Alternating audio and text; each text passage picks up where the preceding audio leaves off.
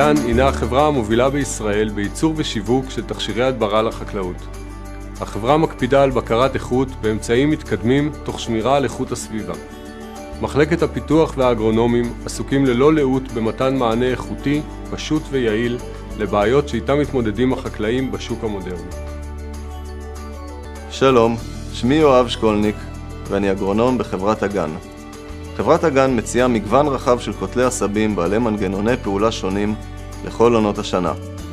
התכשיר גליידר, המכיל 3 חומרים פעילים מקבוצות שונות, יעיל בקטילת עשבייה קיימת ומניעת הצצה.